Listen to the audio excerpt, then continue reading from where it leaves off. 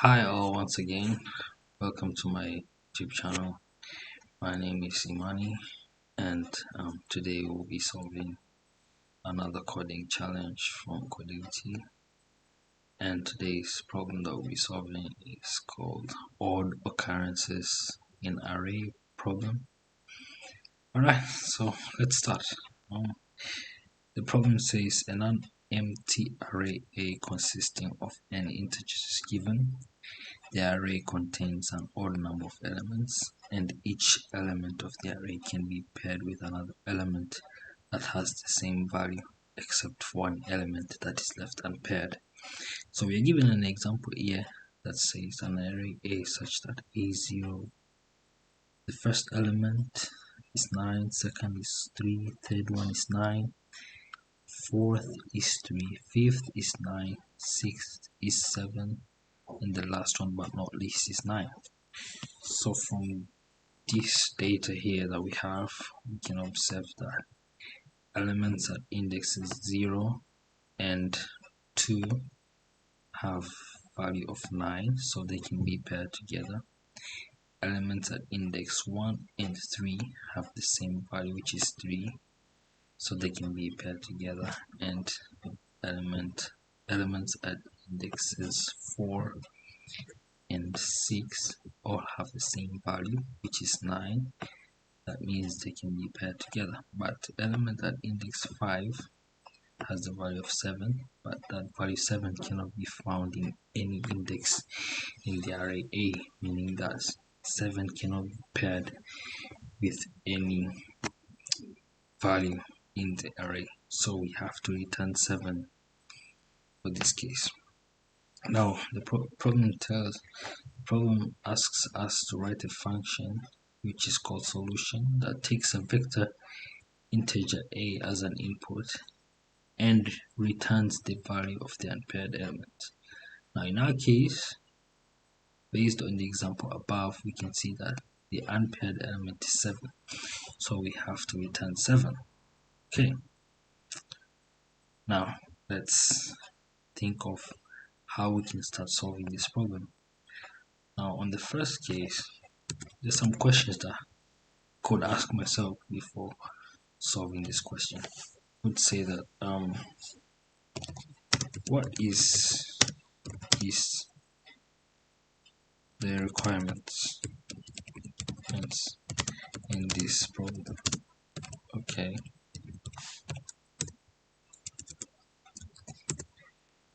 what are the inputs? Okay, input requirements. Okay, and what are the outputs requirements? So now let's try to answer these questions first. So I would say input requirements is that we know that the input is an array A that consists of n integers, so it calls integers in it, but not just any type of integers, but odd number of integers, meaning like 3, 5, 7, 9, any numbers that when they're divisible by 2 the remainder is not 0. Okay, now in our case, the output required, okay, output is a number that is left unpaired in the array A. Okay, for our case, if we look at it, you can observe that.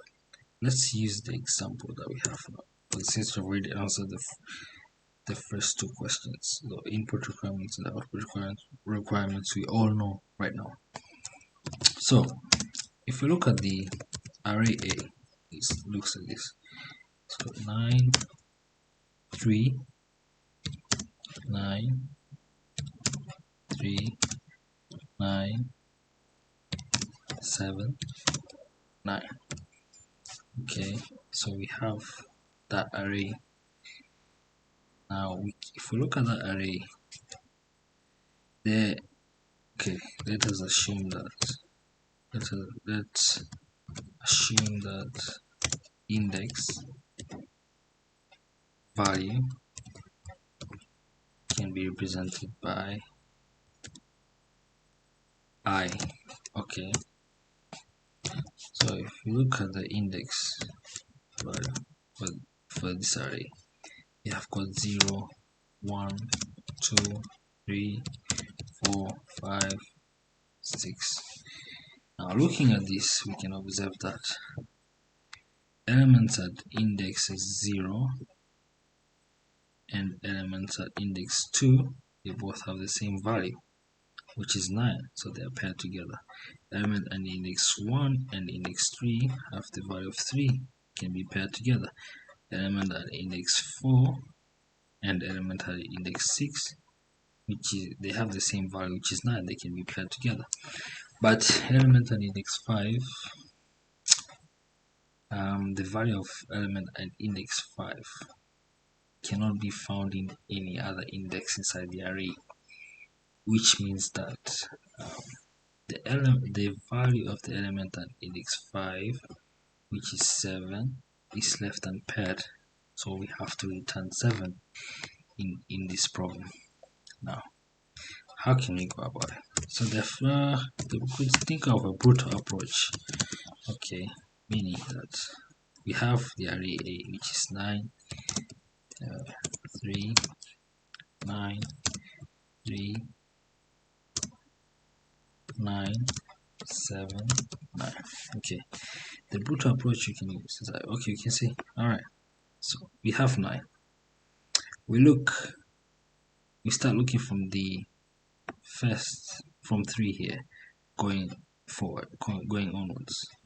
If we find any 9, the first 9 that we find, we can say, okay, since we had 9 before and this 9 is, that means the first 9 that we had can be paired. So we literally remove this. We can remove the first 9. Okay, we can still have 3. We can remove the second 9 and then continue to have 3 9 7 9. Okay, now we can start looking at 3 going onwards. Okay, so we take 3 now. We start looking from this 3 here going onwards. If we find if we find a value that is the same as 3, we remove that value and we remove 3 again, because we already found its pair. Okay, now in our case here, the 3, if we take 3 and start comparing it with any number that follows after it, we can find 3. That means that the 3 that we had over here can be paired. So we literally remove these 2 3s that we have over there. So that means we will have a 2x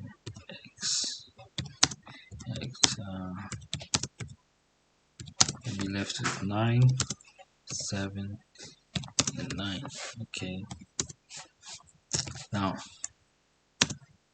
we can start by looking again from 9. We start looking at 9, then we compare it with any number that is after it. Now if we look at any number after 9, we can find that there is also a 9 here. That means this 9 here can be paired. So in this case, now we remove this 9 and this 9. Okay, let's do it. X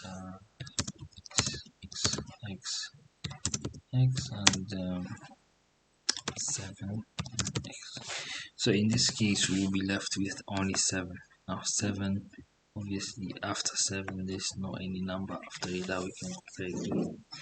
That means we have to return 7.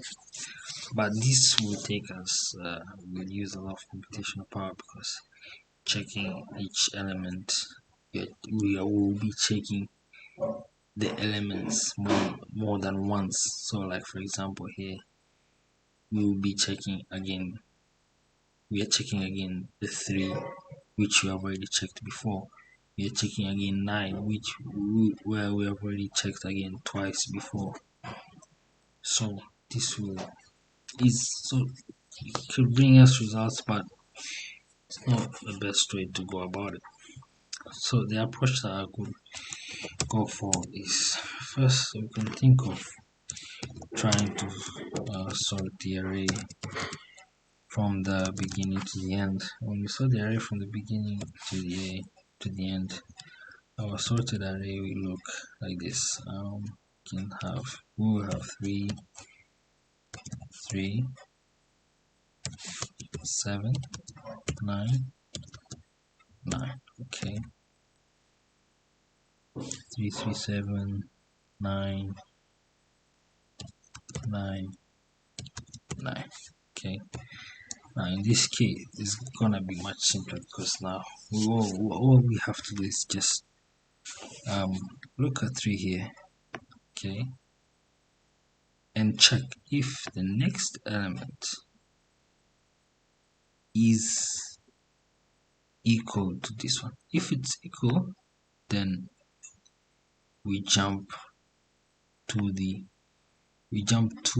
index value to the next one, so 2 steps to the next one, and we will then now look at 7.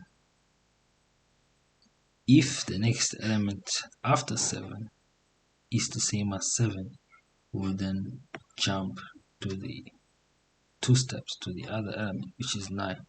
We check again if the next element is equal to 9. We for this case here, since the size of the array is, since the last element, I mean, okay, we cannot check that next element. That means there is no element after the last element that we can compare with. So we have to end at the second last. We have to jump 2 steps, but we have to end before the second last element of the array. Okay, so that we don't have problems in trying to compare the last element with the next element, because there will be no element after the last element. Now in this case, if we find that the next element is not equal to the current element that we are checking at that moment, then we have to return the current element value. So this case now, if we start looking at 3 here, we check is the next element same as 3. Well, the array says yes, the next element is the same as 3. We jump 2 steps to jump. We basically skip 3, then we start looking at 7. We check is the next element same as 7. We found that it's not same as 7. That means we have to return 7, because in this array, according to the information, pair means 2. 2 elements have the same value, but in our case, when you look at 7 and the next one, that next value is not the same as 7. So 7 means, it means that 7 is the element that is left unpaired. Alright, so let's start solving the question. So since we already have the idea of how we go for this question, we can start by including all the required libraries. So we can start by including the algorithm, include vector, okay, include string, okay, using space std. Alright, so we can see that looking at the solution that we have thought of. We start by sorting the array, okay, from the beginning to the end, okay, and then we can assume that the size of A is represented as n. So the size of array A is stored as n, integer n, or we can call it size of array A. Okay, size of array A. Alright, so we have size of array A, which is the A dot size. Now we start iterating from the first element of the array to the, we don't exceed the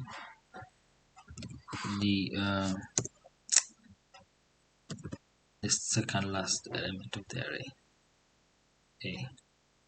Okay, and then after we then jump 2 steps, okay, like we discussed before. Now in this case we can say that while we are iterating, if we find that the value of the current element of the array is not equal to the value of the next element just next after it, okay, we then return the value of that element, okay. But if this condition is not fulfilled, then we just have to return the last element of the array, because we cannot compare it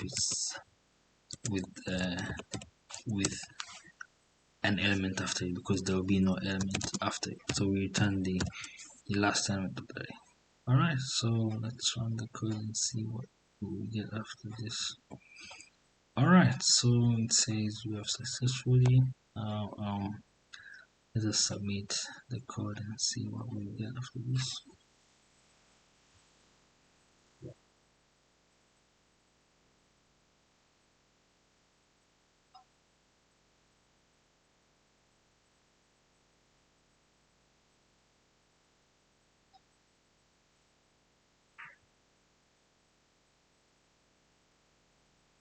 Alright, it's 100% score.